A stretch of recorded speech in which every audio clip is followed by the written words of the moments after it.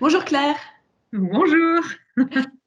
Alors Claire Cornillon qui normalement devait participer au festival Aficionados pour présenter son livre Sérialité et transmédialité infinie des fictions contemporaines, publié chez Honoré Champion en 2018 et qui, à cause du confinement bien sûr, n'a pas pu venir à la médiathèque Carré d'Art de Nîmes. Donc ce n'est pas grave, on va quand même réussir à discuter de ton livre Claire, mais avant je vais quand même te présenter. Donc tu es maître de conférence à l'Université de Nîmes. Nous sommes collègues à l'intérieur du master fiction. Et donc, aujourd'hui, tu vas nous parler de ton ouvrage.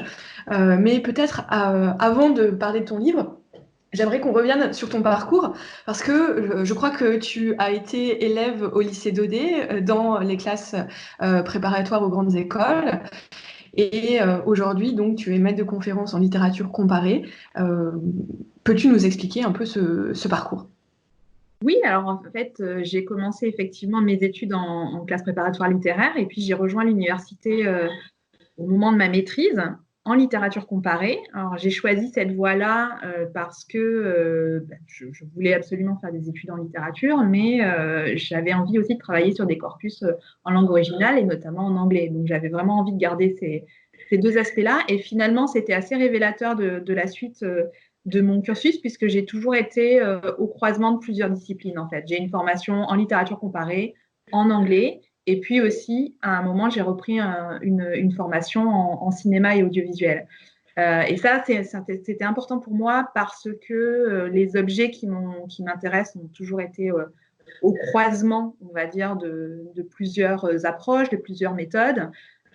Et puis, c'était des domaines qui m'intéressaient et c'est surtout la passion, en fait, qui a toujours déterminé les choix d'études que j'ai faits.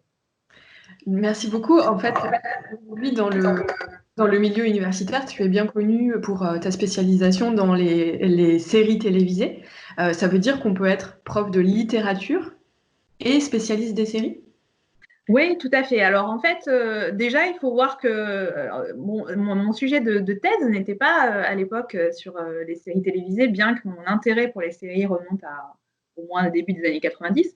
Mais en fait, moi, j'ai fait ma thèse sur la littérature de science-fiction, anglaise, française et américaine, avec une ouverture très forte sur la question de l'image et sur la question du cinéma. Mais effectivement, à partir d'un moment, j'ai aussi intégré l'objet série télé et de plus en plus dans mes recherches. Mais en fait, il y a une continuité pour moi en termes de méthodologie et d'approche, puisque ce qui m'a toujours intéressé, en fait, c'est des questions de narratologie, de poétique, de théorie de la fiction, en lien avec une question, on va dire, politique et idéologique. Et donc, finalement, ce que je faisais sur la littérature de science-fiction, je continue à le faire sur des récits sériels. Et évidemment, quand on s'intéresse à la question du récit et à la place du récit dans le monde contemporain, les séries télé, c'est un objet absolument fascinant, non seulement parce qu'il est très présent dans notre environnement actuel, mais c'était déjà un objet fascinant avant que ce soit le cas, mais aussi parce que ce sont des récits extrêmement complexes. Et donc, quand on s'intéresse à la manière dont le récit se structure et comment on peut le comprendre, évidemment, c'est un objet tout à fait intéressant.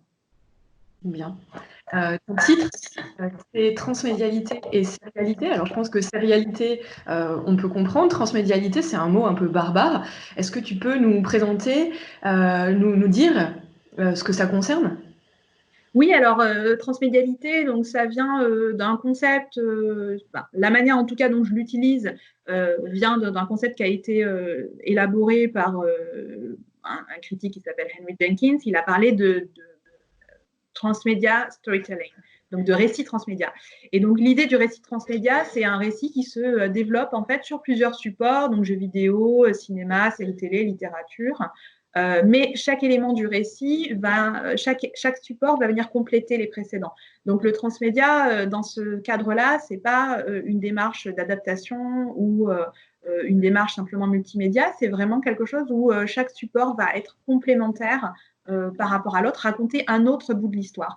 Et en fait, c'est une pratique, les deux pratiques, en fait, la sérialité et la transmédialité sont vraiment des angles forts dans la pratique de la fiction dans le monde contemporain. Donc, c'est pour ça que ça m'a intéressée. Tu aurais un exemple à nous donner?